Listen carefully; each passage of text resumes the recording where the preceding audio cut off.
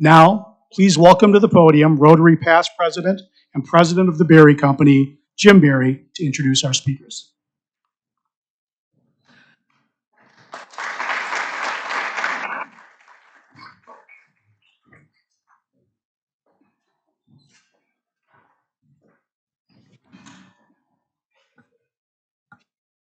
Thank you, President Saj.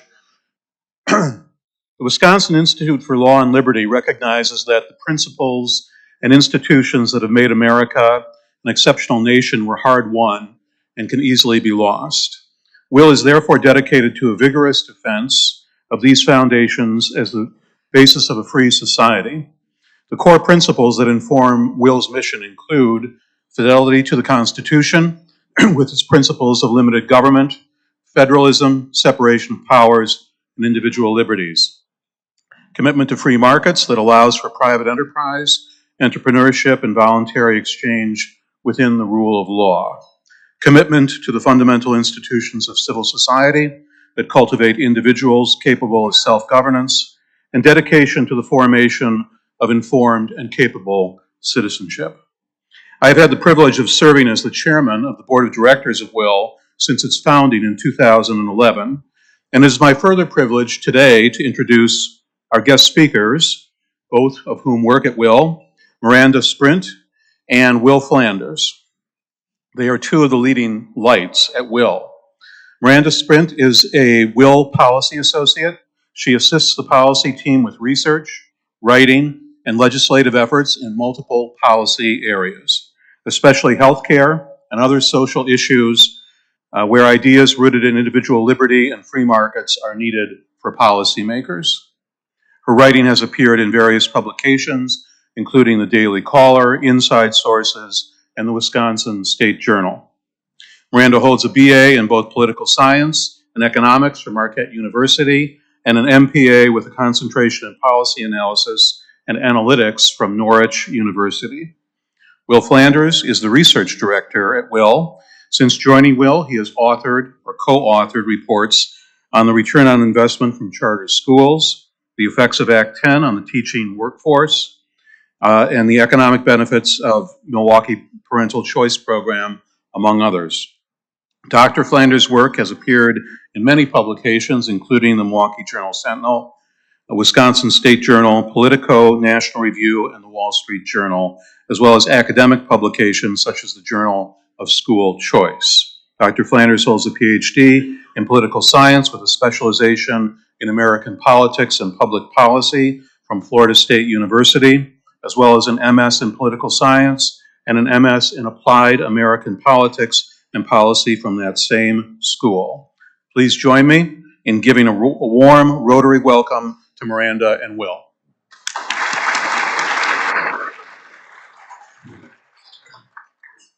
Thank you, guys. And if you heard the Florida State part of my bio, I'm having a pretty bad day today. I don't know if you guys are aware, so be a little nice with the questions there if you happen to know what happened the last couple weeks for us. But I think Jim did a great job covering what Will is, but just briefly, some may wonder, as a law and policy center in Milwaukee, why are we interested in these topics? Well, I think what we can say is that we do get involved in a lot of different controversial issues, both on our policy and our legal side. But what we try to uphold in the way that we discuss these issues is we try to discuss them truthfully, and we try to discuss them in a way that can sort of withstand scrutiny and also be willing to speak with folks that disagree with us. Those are some of our key sort of core principles. But what we see across the board today is that we're not really seeing in that model in our modern politics. We're not really seeing that model in our modern society. And we wanted to look at why that might be the case. And as we sort of looked at this question, we realized that social capital and the fact that we don't interact with folks from different perspectives too much might be a key driver behind that. I'm going to turn over to Miranda for some of our entry slides here. Absolutely. So that was our initial interest in this, is the polarization aspect that we're seeing in our society today, but it's also a lot more than that. So before we go through these next few slides, I just want you all to start thinking about what are some of the ways that maybe you've seen your community start to fall apart a little bit. Maybe you're not going to the book club as often as you used to, or maybe you spend less time with family and friends in your home. What are some of these ways that we might be seeing this? And these are things that we've been seeing over time that have in fact been declining. So So these are a few examples from Robert Putnam's book, Bowling Alone, which we'll discuss in a couple slides here. So for example, people are spending less time going to public meetings. They're not entertaining guests in their homes as often as they used to. We're not part of organizations that we used to. The example up here is the American Nursing Association having fewer share of the number of nurses as part of their membership. But that extends to groups like Rotary Club and any other type of social organization where people are just less involved than they used to be. And we're seeing this in a lot of different areas. So this is a source from the Department of Health and Human Services. In 2022, the Surgeon General declared isolation and loneliness an epidemic in the United States. And this is part of their research. So as you can see, we're having decreases in companionship, household family engagement. We're having increases in social isolation. We're less engaged with our friends, our non-household family, engagement with others. All these things have been decreasing over time. So those examples from Robert Putnam's book were from the 1950s up until the year 1999, and this is some more recent research to show that these things are still declining.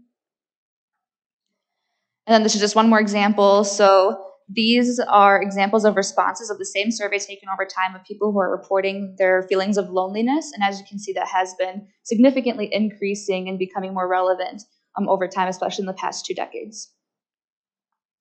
So all of this is really an indicator of social capital. So before we move on, I mean, just going through all these slides, I mean, by a show of hands, how many of you feel like in your own lives that maybe this has been an issue that you've noticed or that you might think of? Anyone? Maybe? This is the Rotary Club, and you guys are definitely more social. You guys are the other end of the spectrum.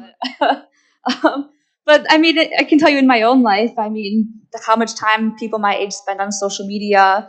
We saw a statistic this morning that young people are, like 60% of people born between 1990 and 2000 are in zero social clubs. And so this is a serious issue. We don't have the same institutions and communities that we used to have. And that's what social capital is. And that's what's really important is our social connectedness, the networks that we have with our families, our broader communities, are really a foundation that, when it's declined, has a downstream effect on all these other issues we're seeing in our society. So this is a web that I put together of all these different things that we can see would become worse due to declining social capital, and there's a root issue. And as we go through some of these next slides, I'm going through different aspects of this. It's important to know that all of these things interact with each other and both impact and cause one another. Any other thoughts, Flanders, before? Okay. So where does this concept come from? Well, I think a lot of folks trace it back to the work of Robert Putnam, and I think that's a key source. I think what's interesting to know here is we think about this concept sort of across the political spectrum. Robert Putnam is a Harvard sociologist, and while I don't think he's like a extremely liberal person, he comes at it from a more liberal perspective. But you go back even further, and you can find a conservative perspective that sort of aligns with this, and that's the Quest for Community by Robert Nisbet. This is a book that I read while I was in graduate school, and basically it's sort of talking about the institutional, the value of institutions in a society. If we're going to have a free society, which I think all of us, across the political spectrum are believers in maintaining sort of a level of freedom in this country, institutions play an important role. And those institutions are things like the Rotary Club, like we're here today. Those are things like churches and community centers. Putnam's book, of course, got most famous for saying these are things like bowling leagues. I think Wisconsin still leads the nation in the number of bowling leagues, but even in Wisconsin, the number of bowling leagues has gone down over the past 25 years. And what's important about these institutions is these are places that people, and again, you guys already know this because you're in the Rotary Club, but these are places where people from different backgrounds interact.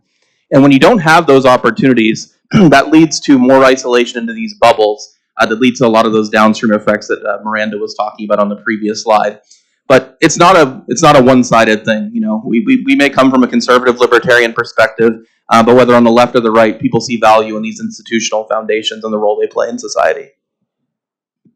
So some more recent research on this topic was done in 2018 by the Joint Economic Committee, and they tried to take a current snapshot of what social capital is looking like today, and these were some of the measurements they take or used, and this is just an example of really how wide-reaching social capital is and kind of how difficult it is to understand and measure. So there's a wide range of things they use, from the percentage of unmarried births to people who attended a meeting to how many to volunteering rates, to the amount of crime. Did you do a favor for one of your neighbors in the past month? These are all things that are kind of just to show like how diverse this can be, and it can be kind of complicated, as on that previous slide with the web graph there. And all of these things really interact with each other in different ways. And this is just a nice way to think about it's really complicated and it can be overwhelming, but at the same time, it's also very intuitive. How strong is your community and the relationships you have with the people in it? So from that same study, this is a graph of the United States and what that looks like. Wisconsin is the third state overall with having strong social capital, but again, like Flanders mentioned, that doesn't mean that it hasn't been declining over time, that we aren't seeing issues in our state and country overall. Yeah, and just a note here, lighter colors mean more social capital essentially on this map. And, when we think about this as, coming from a conservative perspective, you see some of the states in the that are more conservative tend to have lower social capital, and there are a lot of reasons that's the case. But that's also something for our organization we've been interested in looking into. But Wisconsin does pretty well on this. It'd be interesting, for further work to explore the foundations of why Wisconsin does pretty well. We heard at our lunch today that this is one of the largest Rotary clubs in the country, and maybe there's more of an institutional value placed on these sort of groups here that sort of declined in other parts of the country even further. But good news is we're doing pretty well here relative to the whole country, but I think we'll discuss how we're still declining in some of these aspects too. So diving deeper into some of the aspects that we see impacted by declining social capital. So first, starting off with mental and physical health. So as I mentioned, the Surgeon General declared loneliness an epidemic, and citing the lack of social connection as the cause. So as we're spending less time with people, we're more isolated, we're more lonely, and that has a serious impact on our mental health. We're seeing increases in anxiety, depression, all other kinds of mental health issues. And then, of course, your mental health impacts your physical health. I mean, how many of you get sick when you get super stressed for a longer period of time and that you actually catch a cold? That happened to me recently. So when you have these higher increases of loneliness causing all these other mental health issues, that leads to higher rates of dementia, stroke, heart disease, and all these other things that can impact us. So we're seeing a mental health crisis. Obviously, healthcare is a big issue in our country as well. So that's one aspect of which social capital is important to think about. Another is violence and crime. It's important to note that mental health obviously is not necessarily a cause of people committing violent crimes, but it can be a factor. So for example, the example we have up here is victims of violent assaults, 300,000 of them report that their attackers were under the influence of alcohol. So maybe we have like the opioid epidemic happening in our country, how things like this could be impacting us because of our increasing mental health crisis. And then, of course, there was a study done of 177 mass shootings that found that social isolation was a main cause of why that person ultimately decided to commit that tragedy. So that's one example. We also have economic mobility. So this is actually a different data source by the Social Capital Atlas by Raj Chetty, and he looks specifically at economic connectedness, which is the share of friends that you have that are in a higher income class than you. So, yeah, just to add on to that, when we talk about social capital, without getting into too much depth, there's really two types of social capital. There's bridging social capital, which are these sorts of connections. These are the connections where someone might help you find a job, right? Someone from a different economic class might have a job opportunity available to someone. When we also talk about bonded social capital, and these tend to be like family ties. These are ties that are more close relationships within the same economic or social group. So this is sort of a measure of the bridging social capital. How many connections do we have that are folks that aren't part of our same background? It might be interesting to say, Miranda, like this is from the Facebook data, right? Is that how? And maybe describe that. So they use this by looking, of course, by Facebook data, looking at how many of your friends that you have are in different classes, how many of your friends are friends with each other, that sort of thing. And it's just interesting to look at. I mean, one of the things that we see with economic connectedness is that if you're from a low-income family, if you have more relationships with people in higher classes, you have better opportunities, better educational outcomes, better job outcomes, you make more money as you grow up, those kinds of things. As a sort of a personal example of this, my mom grew up on welfare and she was able to test into one of the better schools in Chicago. And the only reason she took the ACT was because all of her friends were taking it. She didn't even know what the test was. And the reason her sister took the ACT is because she took the ACT. So that's just an example of when you are exposed to people who can expose you to those types of opportunities and those things that help you rise the economic ladder, how that can really make a difference and why social capital, again, is important in that aspect. Yeah, I think this sort of illustrates this point further. This is a quote from Charles Murray, who's another economist who's looked at these issues, again, from a more conservative perspective. It's not so much a problem if a truck driver can't empathize with the priorities of a Yale professor. It's a problem if a Yale professor or producers of network news program or CEOs can't empathize with the priorities of truck drivers. And this is where we get into some of the stuff that might explain some of our political environment today. I think what we see, we've seen sort of across the board, and in the Republican Party specifically, a sort of populist revolution. And part of this goes back to this, that folks don't feel that they're being listened to, particularly by those in what is known as the elites, right? And I think that Charles Murray was one of the first to sort of identify this, even before the real rise of populism in the GOP. And I think it really has its basis a lot in a statement like this. So kind of along those lines, another thing that we see a lot of is a decline in trust of our neighbors and our institutions. So this graph up here is showing the decline in trust of institutions, including things like the Supreme Court, Congress, our news media, and a few others in there.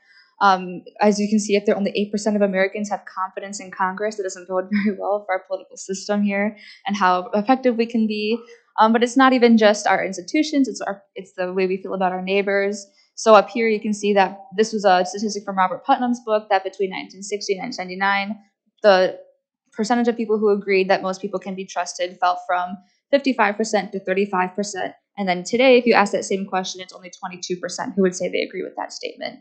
So when you don't trust your institutions, you don't trust your neighbors and people around you, the impact that has is that you're less likely to be more civically engaged, less likely to volunteer, you're less likely to go to public meetings or to vote. And these are things that really are crucial to having a functioning society where people are working together and taking care of each other. And it's really hard to do that when you don't trust each other. And then, of course, downstream from the trust, as Flanders just briefly mentioned, is the polarization aspect of that. So our political lens, especially these days, really is an important framework that people are viewing the world as, more so than maybe some people might expect. So if you are a Republican living in a more Democratic community, you're less likely to feel connected to that community and vice versa. It goes both ways. We're less accepting of our children who are going to marry someone from a different party than we used to be. And then, of course, this affects our political institutions. So this graph up here is showing the average polarization of state legislatures between 1996 and 2020. So what that means is it's measuring how many times people from either party vote across party lines. So how divided are they? Are they willing to work together? Wisconsin is what this arrow is pointing at, is actually the 12th most polarized. So again, this goes back to the trust. When our legislature maybe isn't as effective as it could be because there isn't as much collaboration, people aren't trusting our institutions as much, polarization gets worse. And you can see not only in this example, but in all these other things we've mentioned, how it's kind of a never-ending cycle of things continuing to get worse. This is a graph that I put in here that I think illustrates not only how our political beliefs becoming more extreme, our actual beliefs about the state of the world are defined by those political beliefs to quite a large extent. And I wish I had this chart up to 2024. It only goes up to the Trump Hillary election, Clinton here. But what you can see is that the red line is Republican satisfaction with sort of the state of the world and the economy, and sort of Democratic satisfaction is the blue line. What you see is that immediately upon the flip of the elections, the parties immediately flip in terms of how you feel the state of the world is. And my dissertation was about sort of this positive notion that folks can objectively update their beliefs if they're sort of exposed to the information. I tell folks a lot, I'm glad I finished my dissertation when I did in about 2015, because I think that the state of the world since then has sort of proved that I might have been a little more hopeful than I should have been about that fact. But this is what's known as motivated reasoning. It's the fact that we all tend to seek out information that agrees with what we already believe. We know conservatives may go to Fox News, and then liberals might go to MSNBC. And it's much easier to do that today than it was in the past. I think we'll talk subsequently about social media here and the way that's changed this. But we all sort of change our beliefs based on whether we, are based on our political filter. And I think that's a large problem, and it's something we try to reconcile with a lot of the work that we do as well. So as we talk about all these things, the obvious question here is, why is this happening? How did this start becoming such a big issue, and when did this start? And the answer really is with technology. So when you look at Robert Putnam's book, he almost completely attributes the start of the decline of social capital to the rise of television in the homes. So just taking the example of entertainment, 100 years ago, it might have been that if you wanted to see a show, you all went to a local community theater, you had to gather with other people in your community, you all watched the same thing, and that's how you were able to make connections and start building relationships with people. Once the TV became more commonplace in the home, now you're not having to gather a community. You can just sit in your living room to watch whatever show. And then, of course, as we get more channels and TVs become more popular, and now you have one in every room. So now you don't even have to sit in the same room as a family to watch TV. You can all be in your own spaces watching completely different shows. And then, of course, it's easy to see how, with the rise of cell phones and social media, how much worse that gets. You can put on earbuds and be in a completely different world, even if you are in the same space with somebody. So this is kind of a fun one for me. Raise your hand if you know who this is on the screen.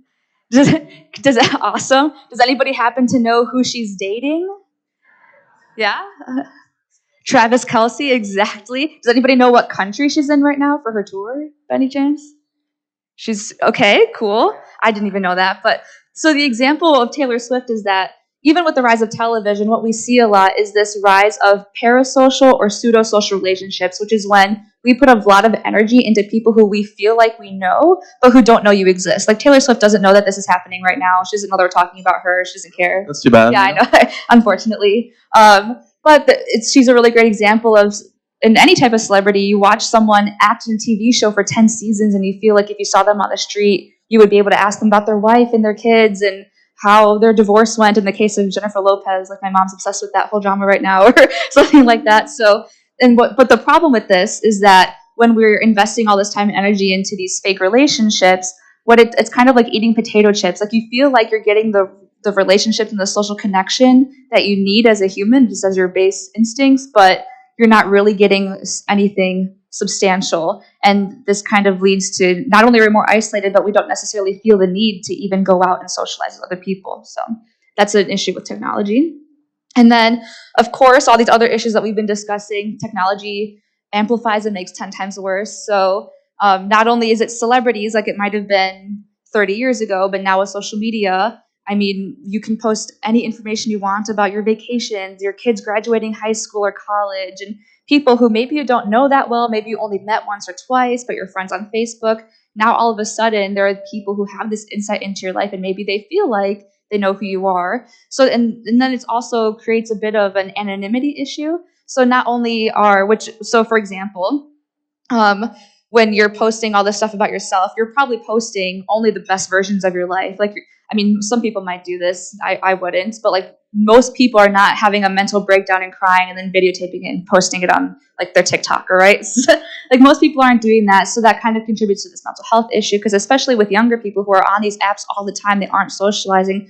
All they're seeing are the best parts of people's lives. And that contributes to, gosh, I feel so depressed. I feel like there's nothing important going on in my life. What am I doing wrong? All those kinds of things. So there's an anonymity problem there, but then also people going all the way with completely different profiles, different names, different pictures, and people what that does is it gives them a sense of, I guess, boldness to post more toxic topics, more toxic posts. They're willing to do and say things they probably wouldn't say in real life. We'll talk a little bit more about that on the next slide. But those are all things that can create bigger issues than maybe we otherwise wouldn't have seen.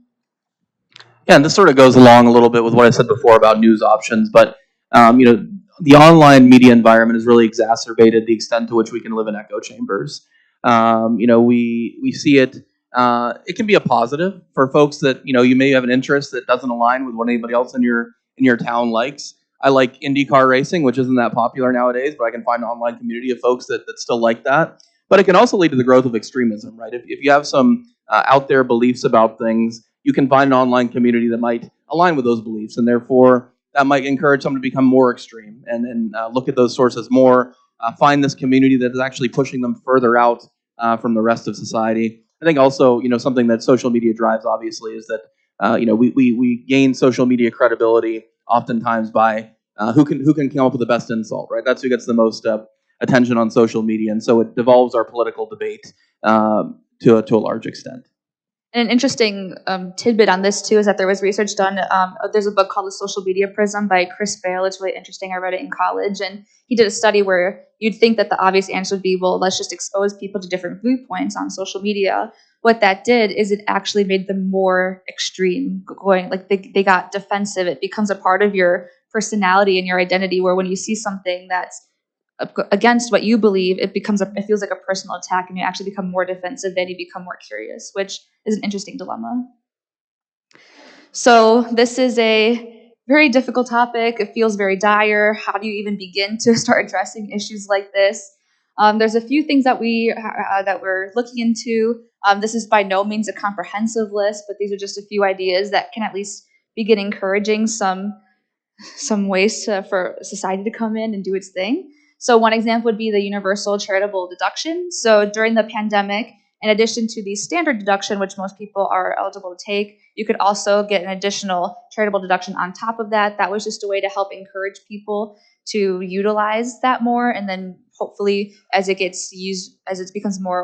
people become more aware of it, people are more willing to donate to different causes, groups like Rotary or whatever that might be, who are doing good work in the community, and that's one way that we can hopefully encourage people. Another would be eliminating marriage penalties. So this is something that we haven't necessarily talked about yet, but family is really the foundation of our society. It's our very first community. It's really important for the development of our children, especially in those early years.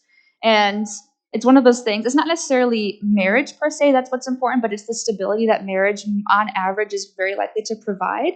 And this is from the Brookings Institute. They obviously here they're sharing some information about how specifically the stability which marriage is more likely to provide is when that's absent from younger children, that leads to problematic behavior, poor social and cognitive development, lower educational achievement, making less money in adulthood.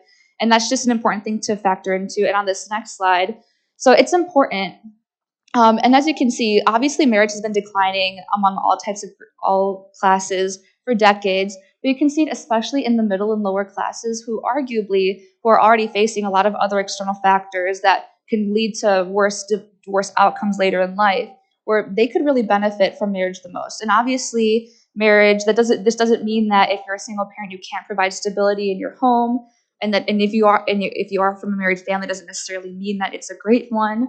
But it's just an important thing on average, and this is something that obviously we don't want to force people to get married or encourage it. It's important for people to take that seriously. But there's some ways, especially when it comes to middle and lower classes, there's marriage penalties in the tax codes, there's marriage penalties in welfare programs such as Medicaid, Section 8 housing, food stamps, where if we're able to make a few adjustments where if you are married, you're not going to lose your benefits. That's just one way where we at least don't have to penalize it and disincentivize people from an institution that really is important.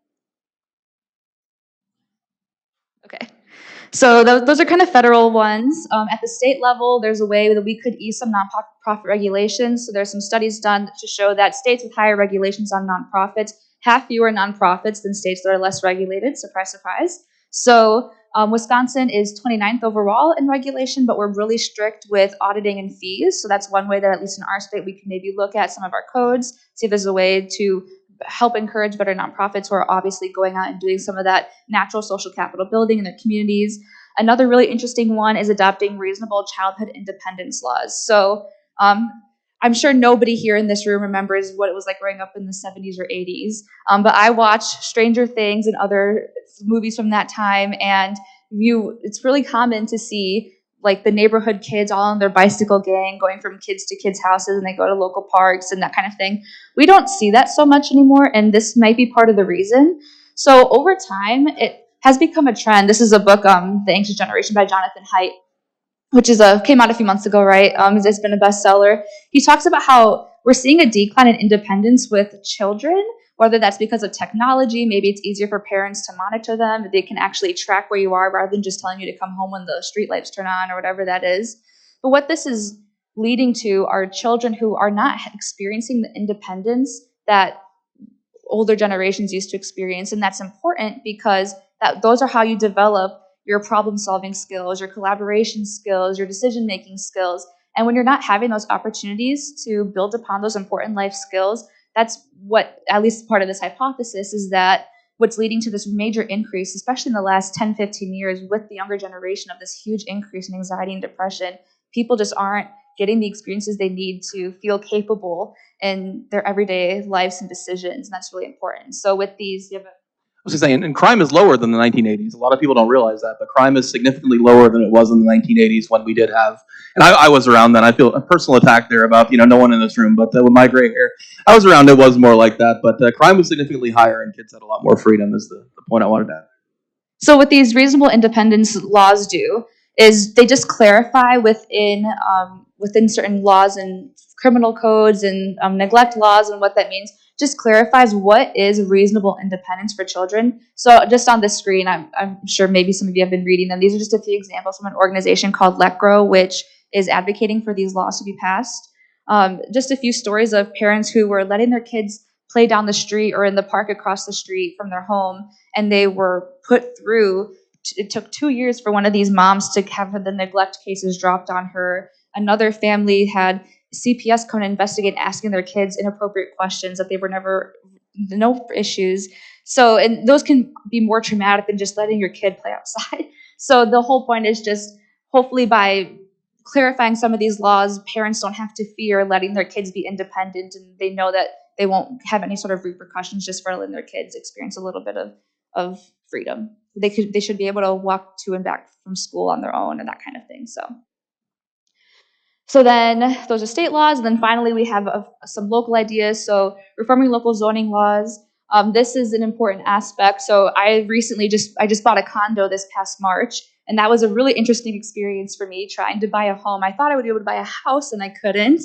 There aren't too many options, and there's a lot of ways that zoning can impact that. So just reforming some zoning laws this is one example with the missing middle of housing, allowing for more condos and duplexes and all those types, even just smaller homes on smaller lots. A lot of new homes, I'm from like the Waukesha, Delafield area, and all of the new developments are these really big houses that are all on an acre of land, and like those are all going to be $400,000 starting, and that, I'm not going to be able to afford that, right? So just some of those ways to think about that. But it's not just housing, it's also how we're intentionally building our communities to encourage more social connection. Are we making our communities walkable?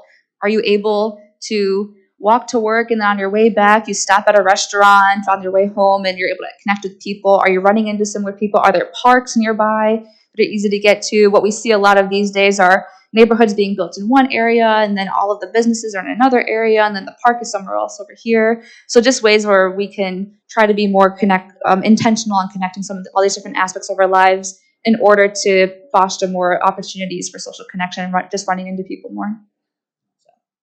Final thoughts, yeah. Yeah, so that's the end of our presentation there, and you see our emails as well if you don't get a chance to ask any questions you have. But with that, I guess we'll go to any audience questions.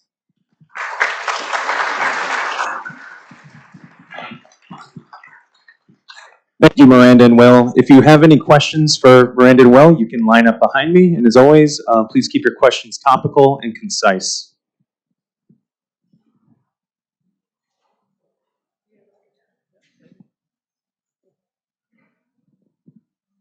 Somebody's got to get started, right?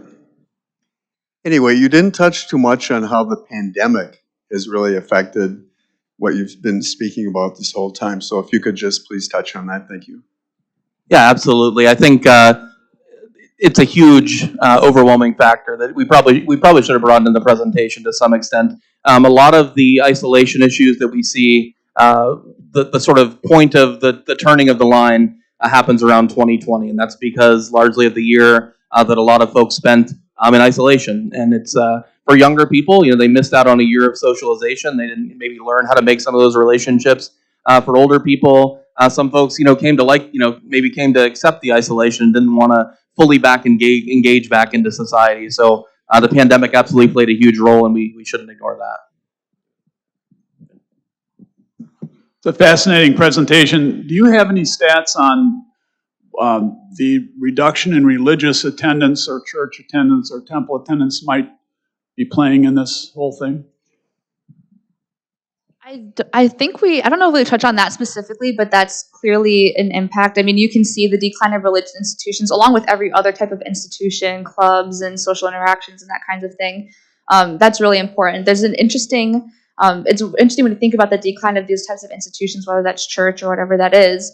A lot of people, this might be of interest to a group like this, it seems like really the last place where people can find social capital, find social connection is in their workplace, and how employers and the workplaces have a huge role, especially today, in helping people foster social connection among their employees, creating a culture that is conducive to that kind of thing. So that's an interesting thing that made me think of. But yeah, church religious attendance going down has definitely had a huge impact in people. That's just, again, one less place where people are meeting each other and coming together.